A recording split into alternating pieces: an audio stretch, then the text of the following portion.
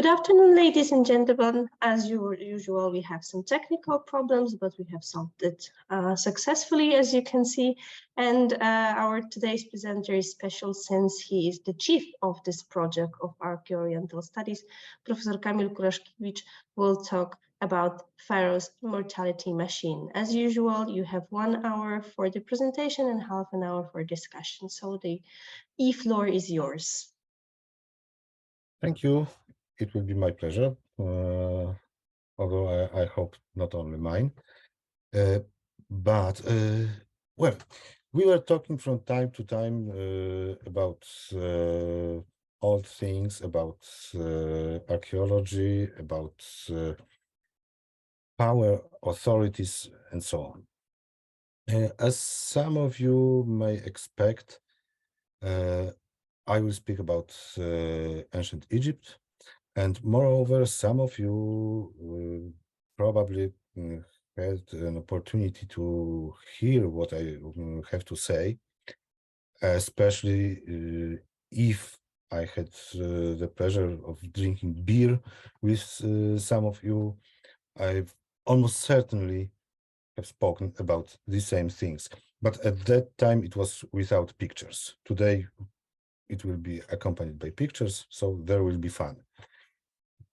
On the second hand, there will be no beer, so the fun will be not as great as it might be.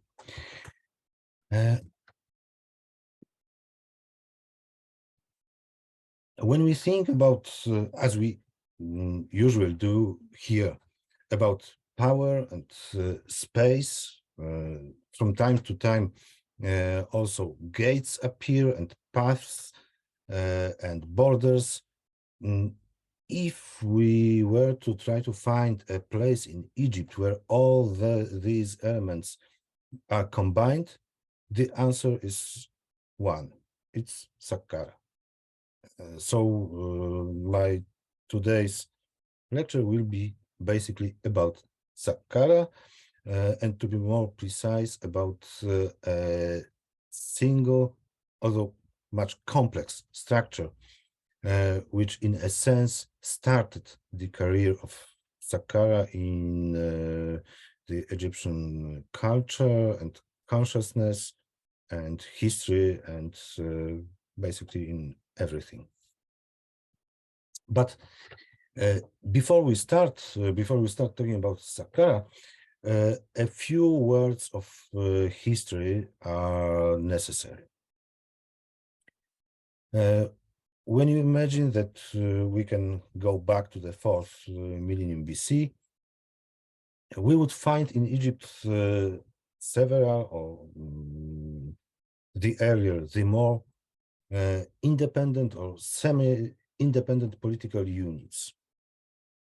Then, during the 4th millennium, the political organisms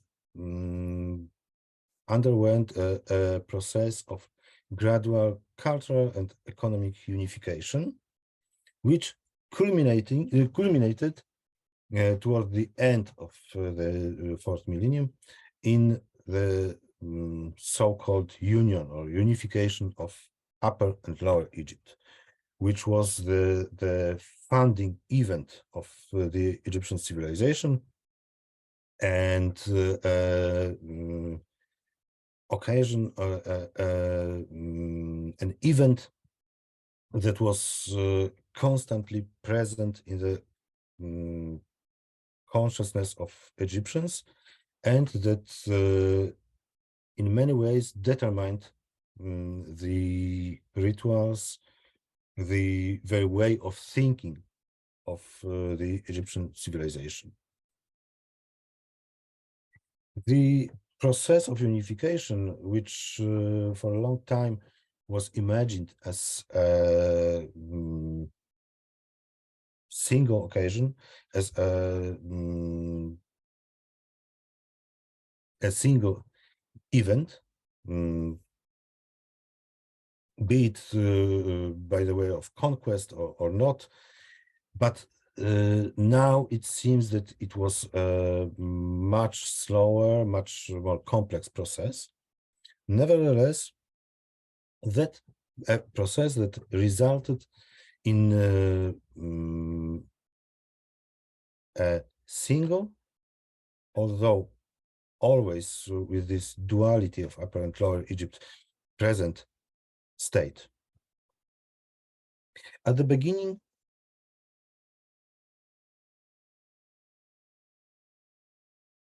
of the 3rd millennium BC, the separate, although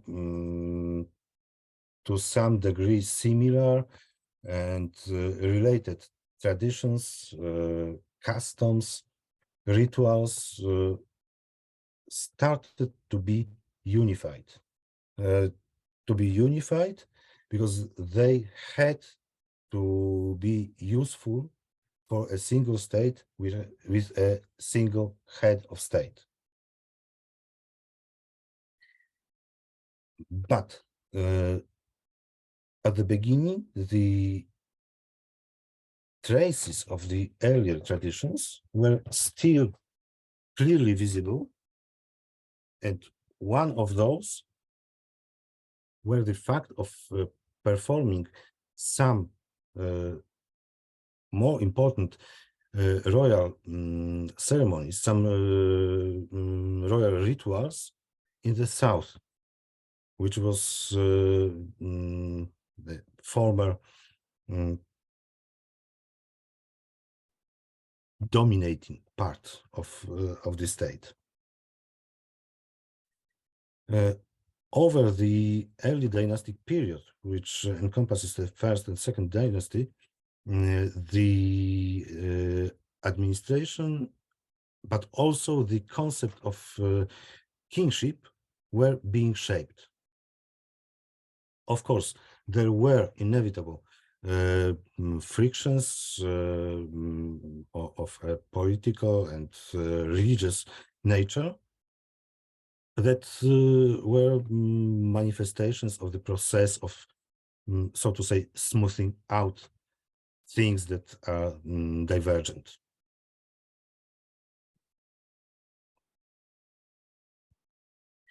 One of the aspects of kingship that was strongly connected with southern Egypt, and to be more precise, with a place called Abydos, were royal funerals. And obviously royal tombs.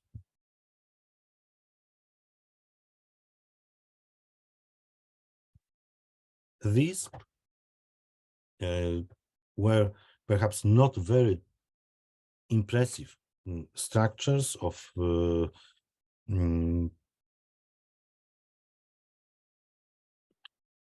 built of materials usually used by Egyptians at that time, which means mud brick, reed mats, wood to some degree, and so on. And the tombs as such were situated here in the place known today as El Gab.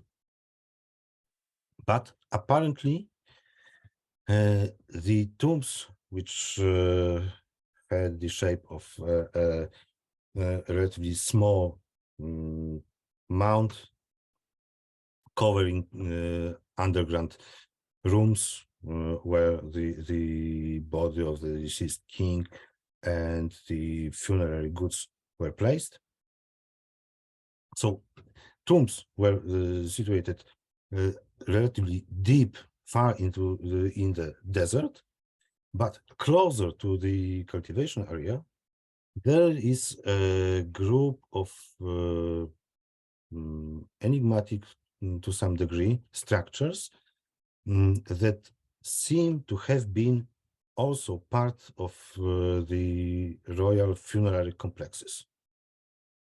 The so-called open courts, or Talbezirke, as German archaeologists prefer to call them, were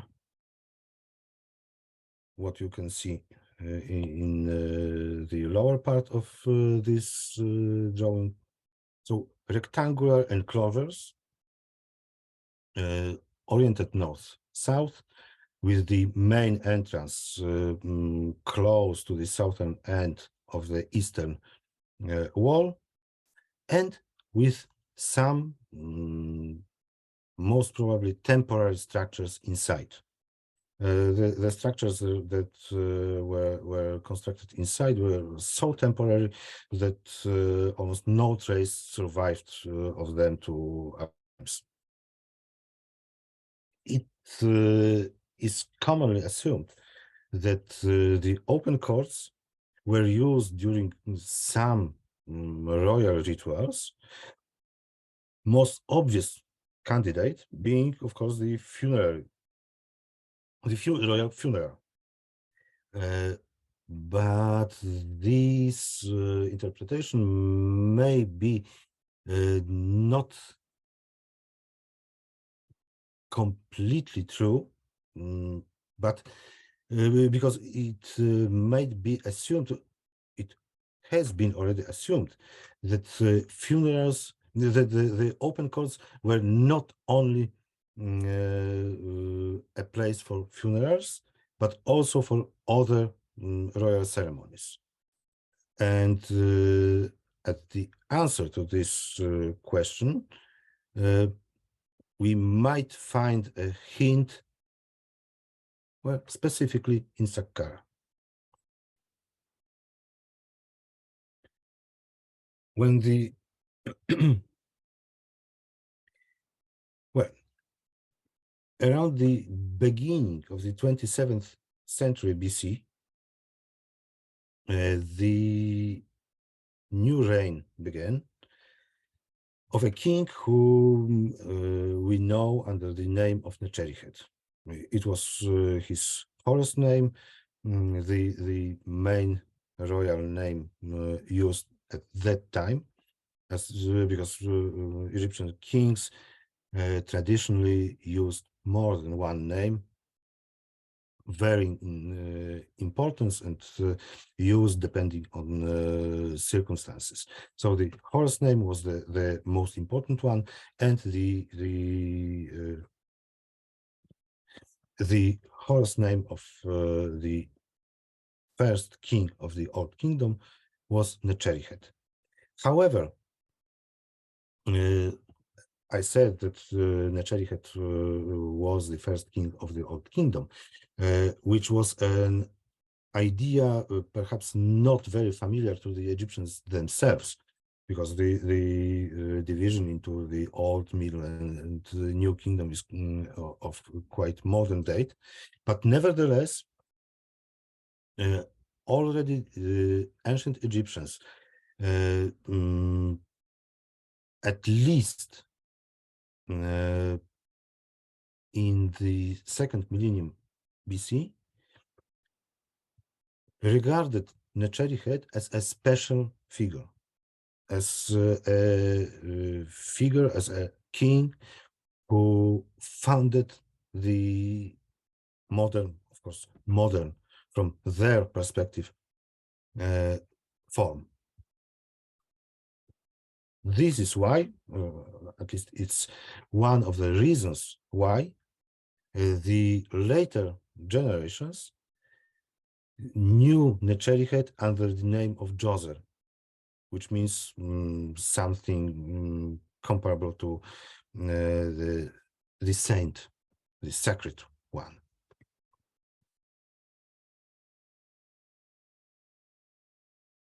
Unfortunately, the reign of Djoser left only a few clear traces. One of them being his funerary complex, which was intended as an everlasting manifestation of the kingship as it was envisioned by Djoser. The funeral complex was built in Saqqara, which was to some degree an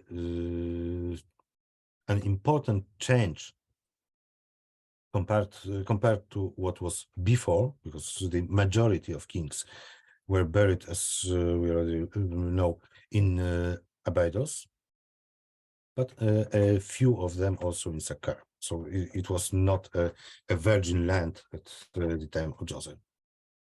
But the form of this complex, designed by another fascinating figure, certain Imhotep, who in due course has been deified and venerated as a god of knowledge and medicine. Never mind. So the complex was absolutely unique and novel. First of all, it was the first monumental stone structure that was built in Egypt. Before Necherichet, the royal tombs and all the Egyptian architecture was based on mud brick, wood, reeds, and so on. That's why the structures that are contained within the complex imitate forms and solutions of that type of architecture, of the forms that can be built of mud brick and wood, rather than forms that might appear to be only natural when you use stone.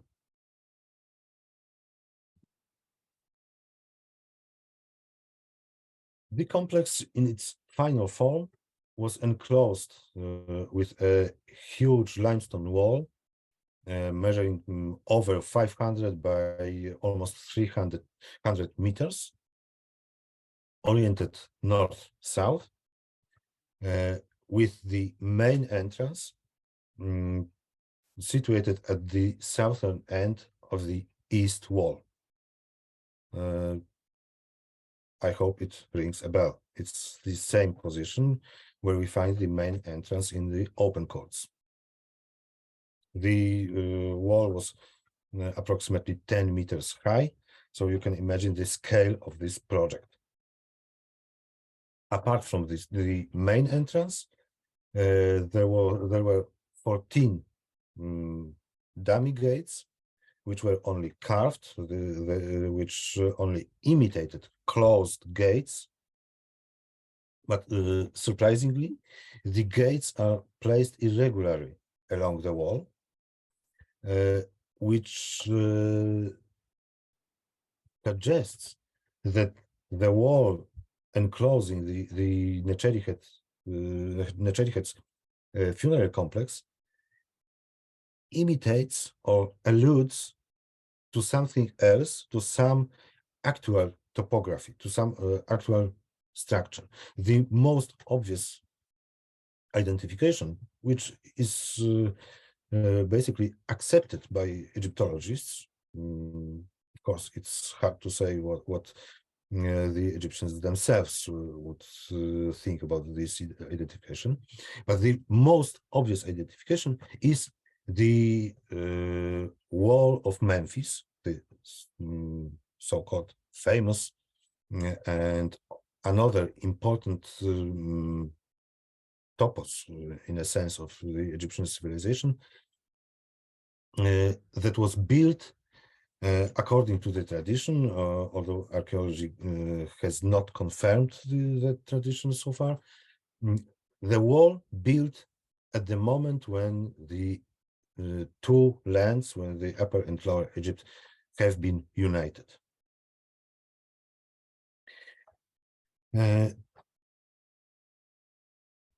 Interestingly, the same type of wall with a similar distribution of gates reappears in the Egyptian architecture. For example, almost 1,000 years later, as a base of the sarcophagus of King Amenemhat III from Dashur. So the form of the wall and more importantly, the irregular distribution of gates along this wall was certainly meaningful. Within the wall, over 30 structural units are placed. The function of many of them is not completely clear for us today, mainly because they are void of any inscriptions that could comment their function or hint at what they were intended for. So the only base for any attempt at identifying the function of the structures within the complex is their form and relative position.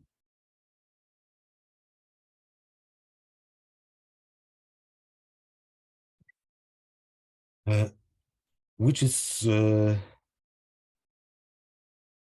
important and which has to be stressed. The vast majority of structures within the funerary complex of the Cherry are only models rather than actual functional buildings. They consist of filled massives without any internal rooms, or with reduced to with their internal rooms reduced to a small niche or a small accessible space. As you can see here, this so-called house of the north, it's a relatively large building, its form imitating this type of construction of wooden beams and reed mats. So the whole space inside this actual building was available and used, while in the case of the House of the North, there is only this small room with a kind of naos in its rear wall. However, what we can see today and what you have seen on the previous slides is not exactly how the funerary complex was designed. Because analyzing the construction methods and the way the particular walls are connected to each other, it can be established, proposed, that initially the complex had slightly different form. The most important difference being in that it was basically a huge rectangular open space with only several freestanding structures placed within the wall. It's not the right moment to relate the whole analysis of the meaning of these structures, but to sum things up, it seems that what was contained within this first phase of funerary complex of Necheripet is exactly what was needed to perform a very specific royal ritual, and namely that of Hepsed or Sed festival, which was a ritual of rebirth and deification of the king. So when we think about what the king desired to get together with his funeral complex, the deification and rebirth are perfectly in place. Moreover, among those structures of the first phase, there is nothing superfluous. So there is everything necessary and nothing else. Therefore, it might be assumed that the funerary complex of Neçerihet was designed in such a way that the king, to enable the king to perform the said festival eternally.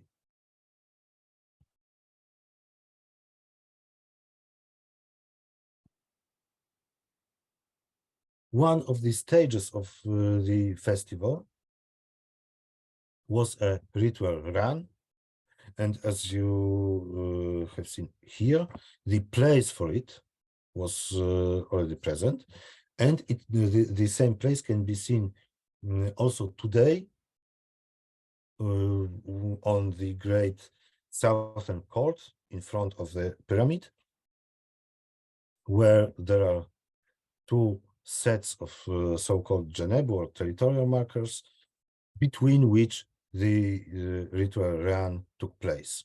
And at the same time, in the same space, there's a raised platform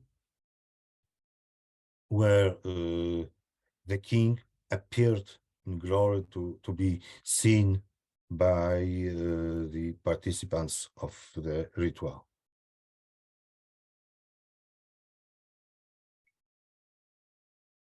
Another place that was present in the first phase of in the first construction phase, and which can be traced back to the Hepset ritual, is this small rectangular structure, so-called building SQ, because it is SQ, as you can see. Interestingly, the orientation of this single building differs clearly from that of the whole complex. And by the way, the same difference in orientation can be observed also in open courts and internal structures within them.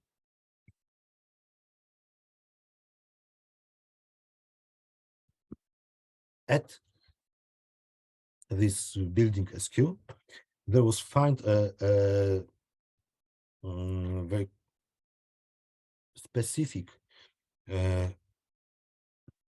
throne or bed, as some scholars prefer to identify it, decorated with lion's heads, which was associated in the Egyptian tradition with the birth of the king, the actual birth, as in the case of Queen Hatshepsut, for example, who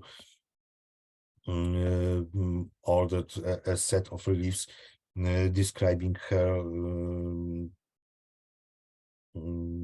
divine birth, but also the same type of furniture features in the Hepset ritual, which can be seen here. It's a fragment of reliefs from the time of Osirkon II, from the first millennium BC, and in all known representations of this ritual in the period in between. So it's another element of this complex that can be linked to the Hepset ritual.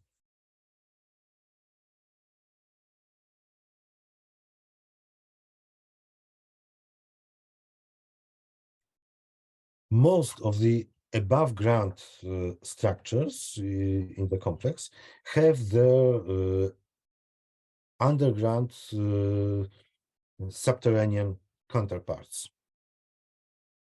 You can see them here marked in brown. I will discuss them one by one, but not all of them, because it's not as important right now. But it is significant that what is above ground has also its subterranean counterpart. So the most important part of that compound, that subterranean compound, is obviously the royal tomb, which consists of two parts. One of them, one of these two sets of funeral apartments is designed for the body of the king, the other for his ka, which is specifically Egyptian concept of immaterial double, or not exactly soul, but the idea somehow contains also partly the concept of soul. It was a being, an invisible being, that accompanies a man during the whole life. So both funeral apartments, here is the one situated under the pyramid, the other under the so-called south tomb for the royal ka. Both funeral apartments are situated approximately 26 meters below the ground level, which is important and which will be important.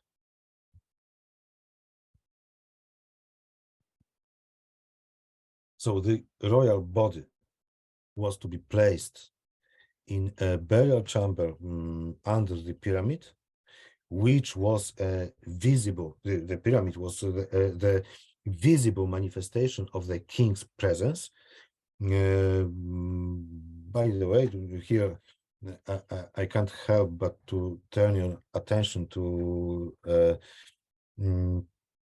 well, a little bit surprising fact that the burial chamber, which is constructed of huge granite blocks, came together with assembly instruction. It's like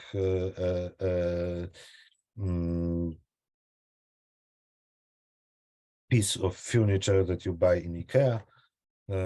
Here, every single block is described with its position within the burial chamber. A similar set of rooms is, although smaller rooms, is hewn under the south tomb for the royal ka. And the set of rooms is really impressive, because around the burial chamber, you can see it here, there is a very complex group of rooms, including storerooms, but also so-called blue chambers, which that is rooms, the walls of which were decorated with blue faience tiles, tiles imitating a reed mat and alluding to the watery, marshy environment that was associated with the act of creation and rebirth. And it is only natural that the place where the deceased king were to be reborn is, so to say, armed with devices of this very symbolism.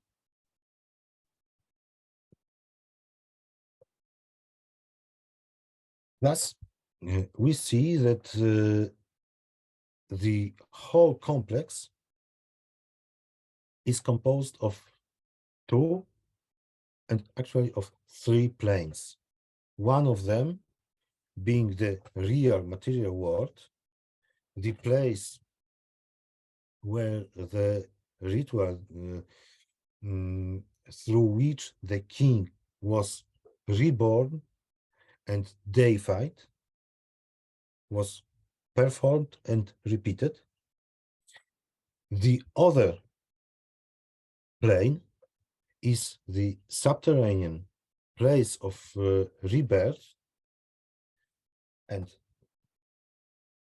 to some degree, obviously, the third plane is the sky itself, which was the ultimate destination of the king's afterlife journey.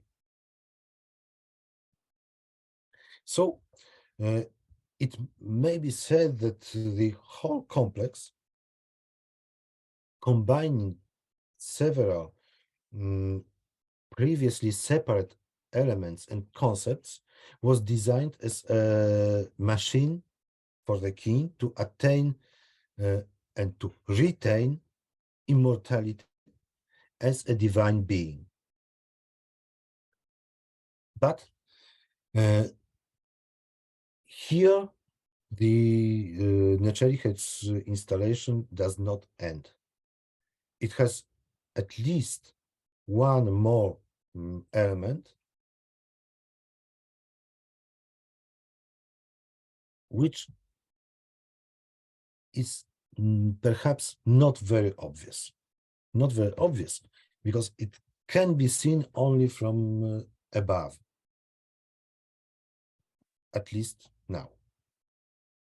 So on satellite images, you can see a huge depression that encloses the whole complex. It was first noticed by Nabil Swelim in the 1980s, and then and termed by him dry mode. He liked to compare this huge trench, which measures 750 by 600 meters, and the trench itself is up to 40 meters wide and apparently 26 meters deep. So Nabil compared this structure, this trench, to a moat around a medieval castle. So that's why he termed it dry moat. To give you an idea of the scale of the structure, we can compare it to the Great Pyramid in Giza, which is built of approximately 2.5 million of cubic meters of stone, and the dry moat, to create the dry moat, approximately 2 million of cubic meters of stone had to be removed. So, although it's not visible today, but in a sense, it was a structure of the scale comparable to the Great Pyramid.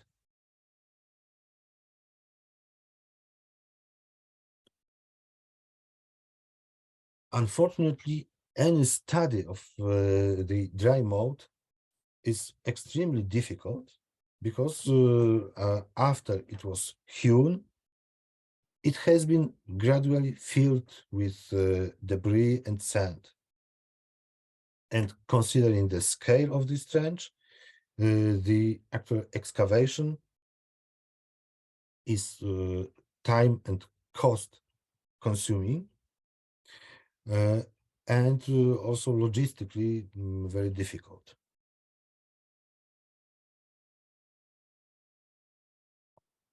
That's why only a few small sections of these structures have been unearthed and examined so far. You can see them marked in white on this plan. And what makes studies on the dry mode more difficult is that it has absolutely no analogy in the Egyptian architecture, and apparently also in the whole Egyptian culture as such.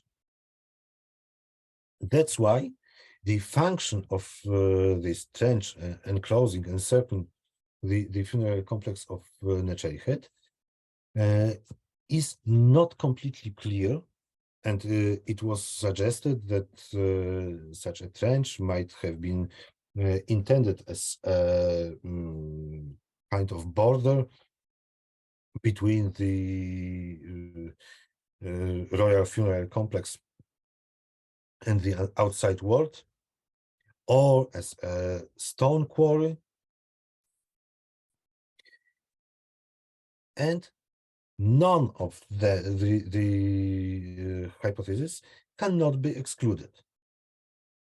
But it's quite obvious now that these two functions, which is the border between two zones and the place from where this stone was extracted, were not the whole all functions of this structure. The meaning of this trench was apparently much more complex and much more sophisticated.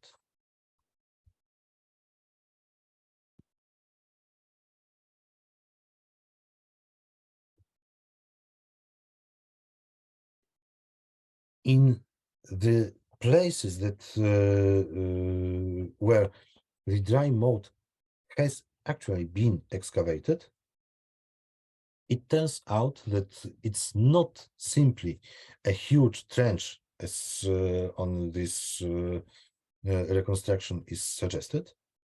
On the contrary, it has additional and surprising features. Let's start with the southern part, which was partly excavated in 1940s. So quite unfortunate time to excavate anything and to discuss any results of excavation. But it was at that time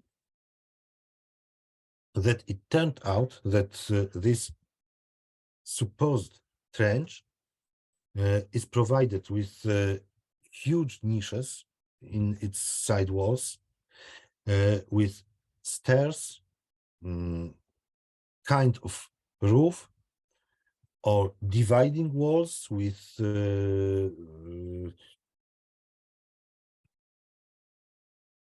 openings connecting subsequent parts.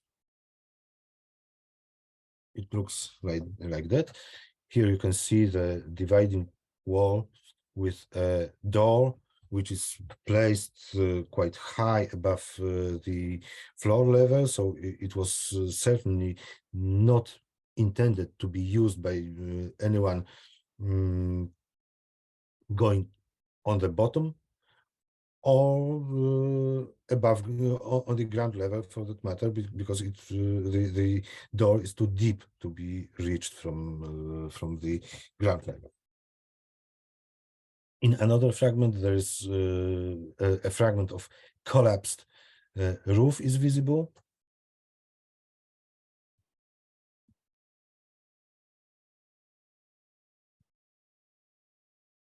In the western part, which is the place I had the pleasure to see and to examine and to participate in excavating it.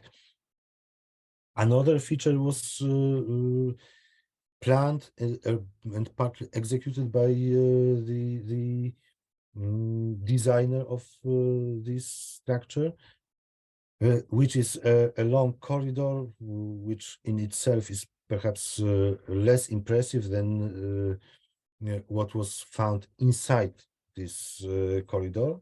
And what was found is a huge ritual harpoon decorated with two images of snakes, which surprisingly are identical in style with snakes decorating one of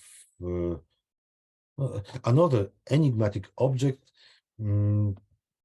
doubtless related to Neçerihet and his probably funerary complex.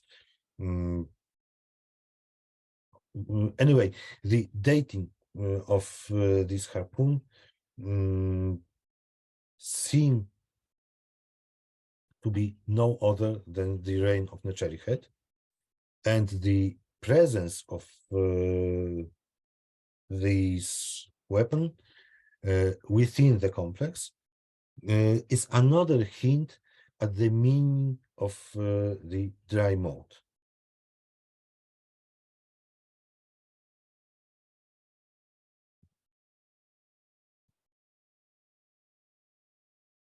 So to sum things up, in the deep trench that encloses the funerary complex of Neçerihet, we find traps, rooms, and generally speaking, features that can be seen as obstacles on the way along the trench. And this is exactly what we see when thinking about the road into the Egyptian netherworld. Of course, what we know about the journey into the afterlife, about the journey through this netherworld with hostile and fearsome creatures, with hardly accessible places, with gates and so on, is what we know is much later than times of Neçerihet. There is absolutely no written source from his time. But on the other hand, we know that the Egyptian tradition, from the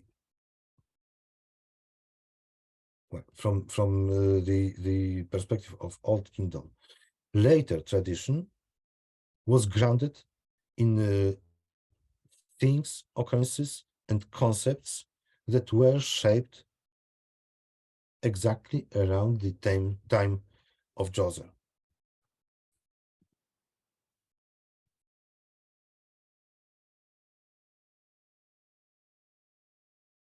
So it seems that the dry mode, including the room with the harpoon, was intended as a three-dimensional representation, a theme park of a sort, representation of the road that had to be passed by the king after he was reborn and before he was able to ascend to the sky, which was his destination.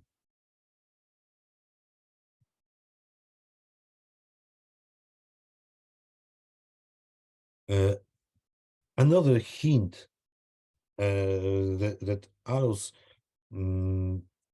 that seems to confirm the association of the features of the dry moat and features within it with the subterranean part of the funerary complex is that they are situated at the same level, 26 meters below the ground level.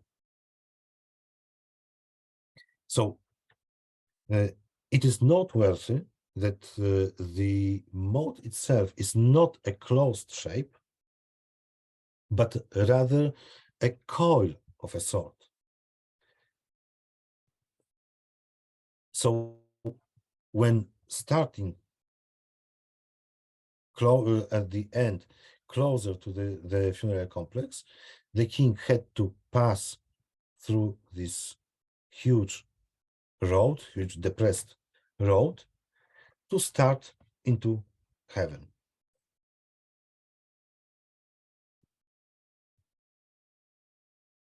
It's like that. So here the king's car awakes, joins his body. Together they enter the dry moat. They pass the traps and obstacles. They defeat or tame the hostile beings that apparently waited for him, for them, for the king and his car within the moat. And he heads to the sky. Thus, it seems that the dry moat was neither a moat nor a quarry, or perhaps it started as a quarry and he could serve also as a moat, but its principal function was a path, or rather a runway.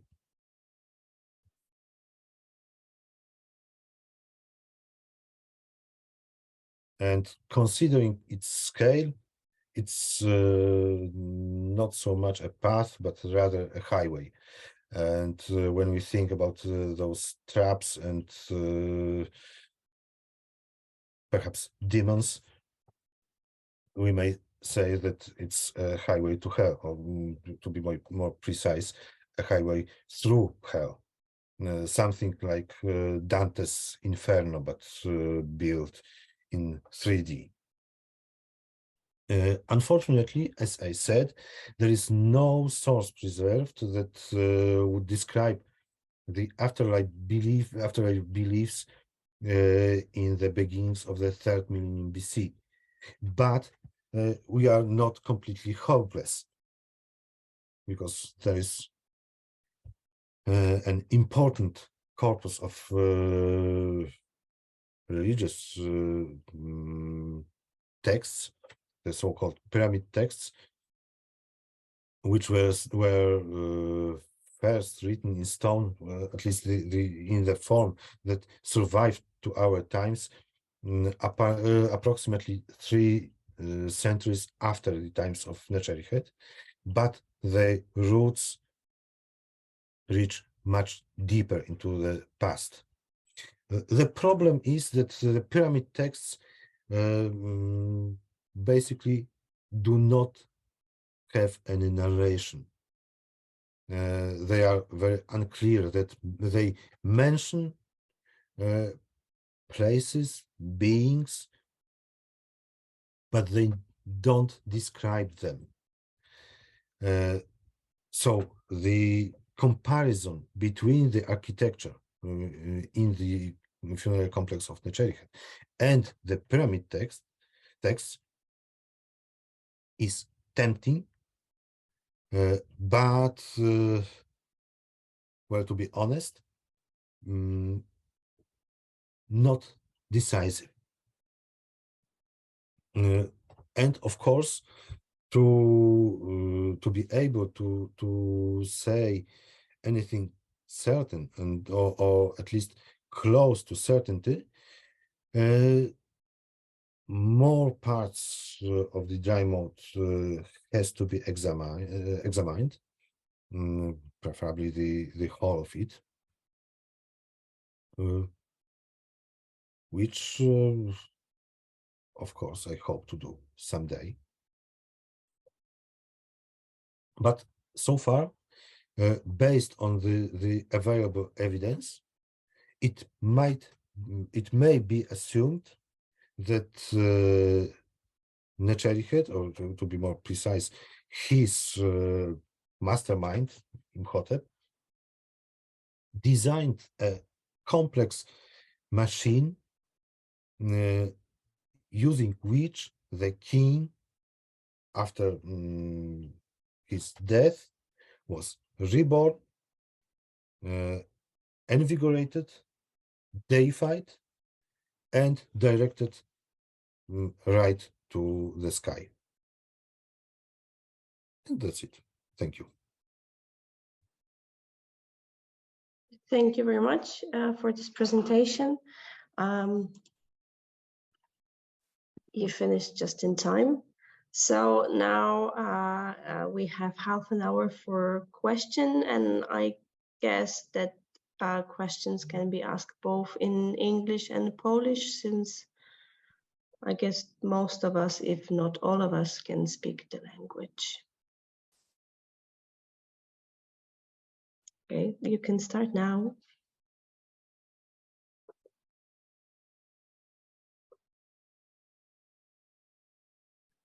Okay, Daniel has a question, and Andreas.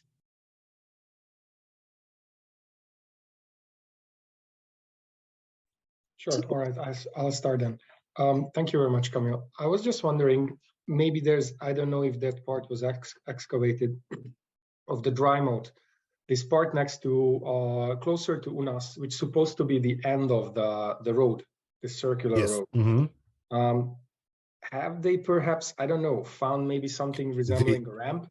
The end or the beginning? If you could put the image back. Yes, that's the idea. That's the idea.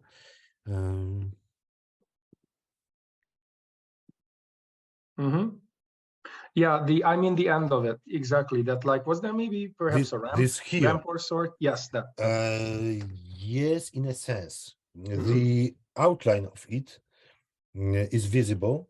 Okay. And partly the ships of Unas are built here, so that's why it cannot be examined. Okay. Also, some 5th dynasty tombs are hewn in the bank. Sure.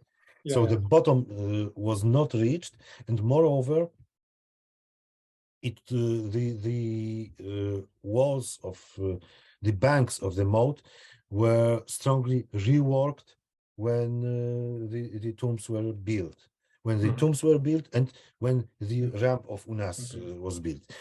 But importantly, this section of the ramp, the causeway of Unas, was built on was not built on the bedrock, because there was no bedrock there, but on constructed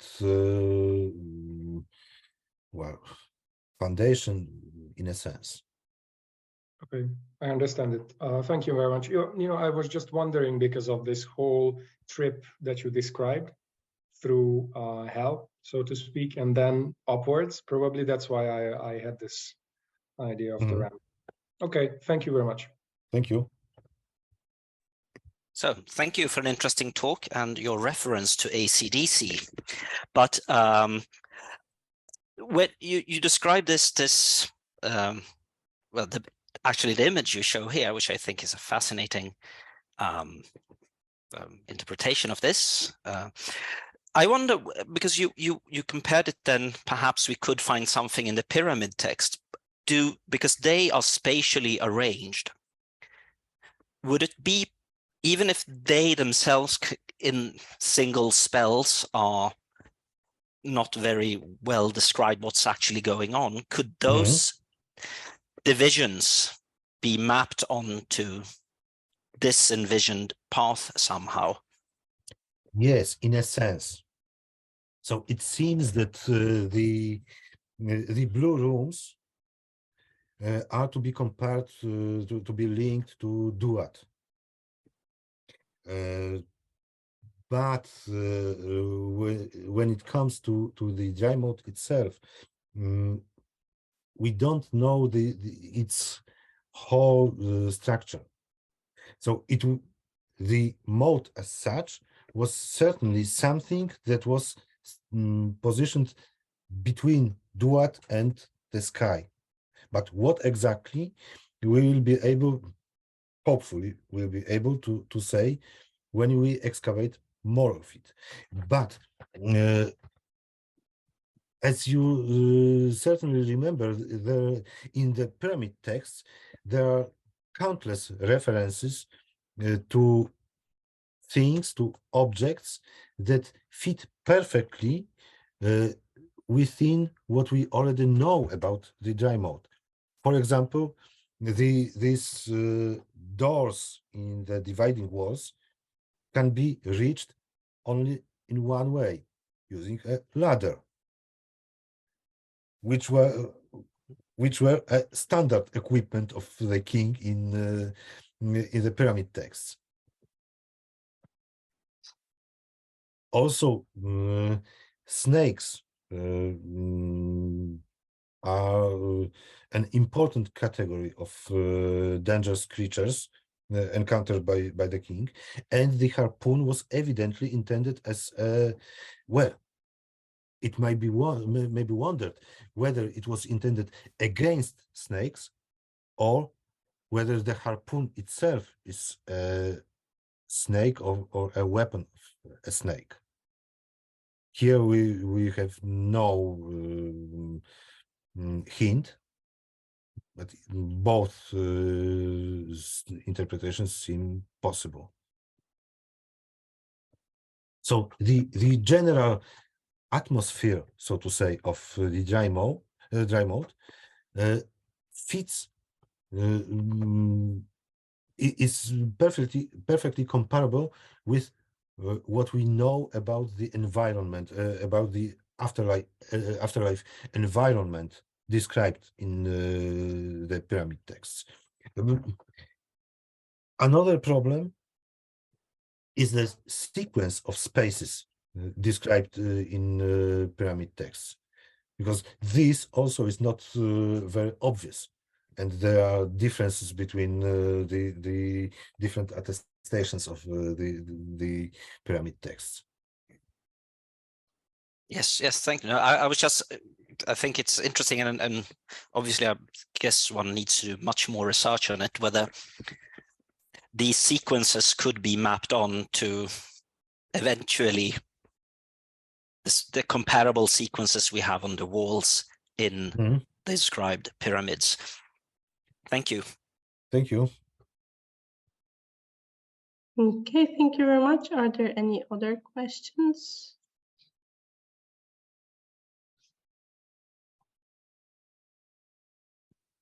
Apparently not. It's quite. Or maybe everyone's shy. I could still have one if there is. Okay, so now let's revise the rounds, and Andreas will go first, and then Daniel. Sure. Okay. Yeah. All right. Thank you. Yes. No. I actually have another question. You didn't speak so much about it. The afterlife of this, because you have, as you say, close there, 4th dynasty tombs, and maybe this is standard knowledge. I have forgotten it. What is actually the afterlife of this complex? It's another fascinating aspect. At some point towards the end of the Sixth Dynasty, it was damaged. The cause of this damage was most probably, quite surprisingly, water.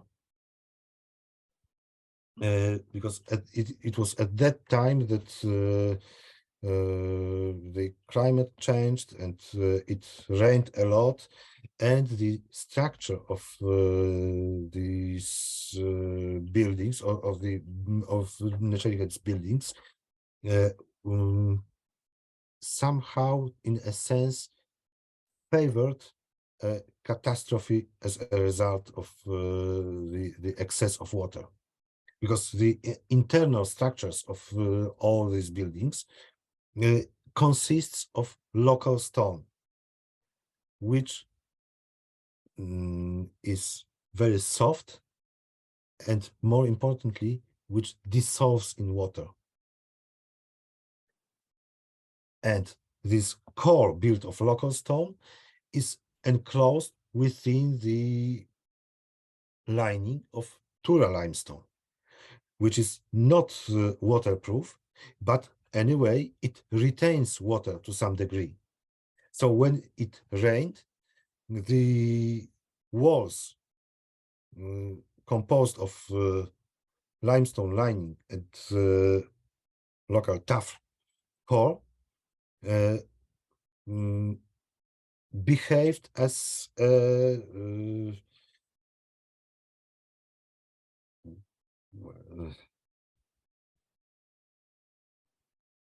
container with water in which the stones were soaking. So eventually the internal structures became heavy and sleepy, and the lining was no more able to contain this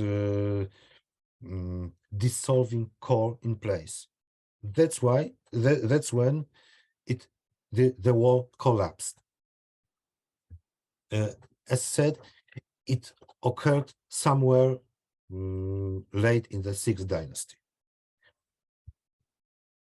We know quite well that during the Old Kingdom, the New Kingdom, the complex was a quite popular tourist destination. Okay, perhaps not tourists, but pilgrims. But anyway, it was accessible and it was visited. What was in the time between, we absolutely do not know, at least from the site itself. But on the other hand, it is during the Middle Kingdom when we find the first signs of the cult of Neçerihet as Djoser, and the complex evidently was visited and was seen as an important place, because some elements, some architectural elements of it were removed and taken to be reused in Middle Kingdom tombs. And of course, there is also this reappearing from time to time tendency to imitate the layout and the form of the complex, for example, by Middle Kingdom kings. So it was known, it was important, it was visited, but there is no direct evidence from the complex itself. And moreover, there is even more intriguing information coming from the 14th century CE. Because it's at that time that Anwairi wrote about the complex. He described or mentioned the blue rooms So he evidently was underground. By the way, it's the same period when some tombs in the private cemetery, non-royal cemetery next to the complex, were visited, because we found a Mamluk oil lamp inside one of the tombs. But moreover, Nuairi writes that Copts in his time held a festival in honor of the old king, and he quotes this festival when describing the funeral, the step pyramid complex, and the festival was apparently called Disara. So the step pyramid complex and its owner were evidently somehow present in the consciousness of later generations. May I follow up on something? That's quite fascinating. Do we know, because you said it was a tourist destination, but you also, I guess you're referring to the inscription, if I remember correctly, it's Kaimwase. Not only that, but also the graffiti of the visitors' graffiti in the rooms, in various spaces within the complex. Okay, but do we know what he actually did, or do we just have this inscription? But who was it? Am I conflating this now? Because didn't he leave an inscription that he restored something? Yes, he did what he used to do, most probably, because there's Chaim Wasset inscription on, for example, the pyramid of Unas, where he writes that he walked next to it, he saw that it's in ruin, and he asked his dad to fix the thing, blah, blah, blah. We don't know exactly what he wrote on the step pyramid, because only a few fragments of his inscriptions were found by Loer. But the inscription was there, and moreover, there is another object dedicated by Chaim Wasset and related to the step pyramid, which is an offering basin mentioning the name of Imhotep, which was apparently found somewhere within the complex. So Chaim Wasset did something. He evidently did a lot in the Memphite necropolis, but it's hard to say what exactly did he do in the step pyramid complex. But this is in the Ramesside time. But before that, already during the 18th dynasty, there were visitors who were coming to the funerary complex of Djoser, and the name is written expressis verbis as such, as Djoser, and who admired the work of their forefathers. They left a dozen or so graffiti on the walls of the complex itself.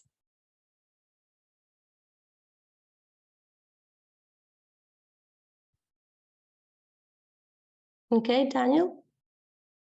Thanks. You actually answered most of my questions, because I wanted to ask also about kind of what happened after.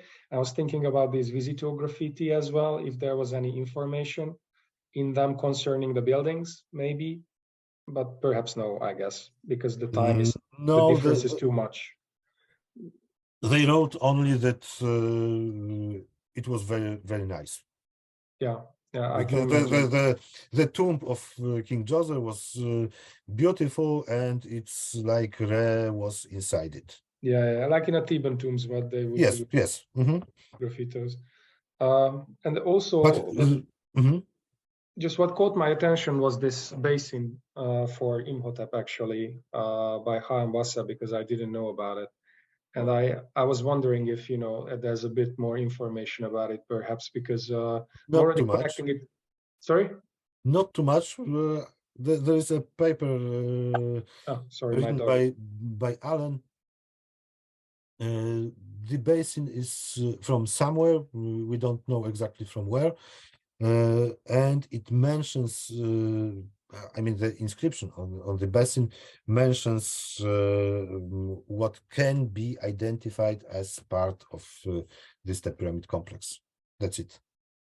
I see. And there's no trace of a contemporary court place inside. No. Oh, this is very interesting, because I'm just thinking about these exactly these basins which were put next to the entrances of some royal complexes. I remember when I was investigating this issue, and in later times they put it there to conduct some personal kind of homage. So far, no way to check it. Yeah. Okay, I understand it.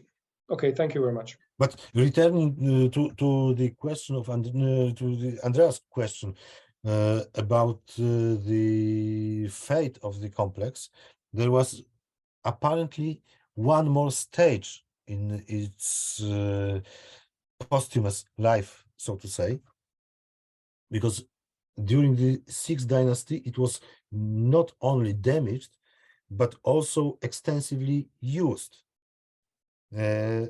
as an office building, in a sense. So it was certainly usable at that time, not damaged so much that it was unfit, but apparently, in a sense, not so sacred that it would exclude its use for, in a sense, everyday purposes. Or to take away the stones to tombs. Yes, what you mentioned before. That too.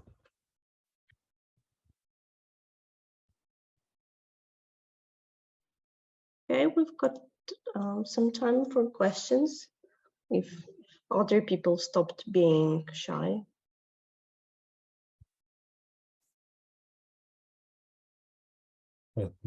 Today's weather does not favor asking questions, I think. Yes, as any other Monday. Therefore, I think we can wrap up for today, but next week, Tomasz, you just wanted no questions, just wanted me to see you. Okay. Anyways, we are going to meet once more before Easter next Monday, because Andreas, who I hope is still with us here, is going to have his presentation on, as far as I understand, on Egyptian astrology, right? Yeah, so see you all, and even more of you next Monday. So thank you very much, and try to enjoy this difficult springish weather. Thank you very much. Thank you. Thank you.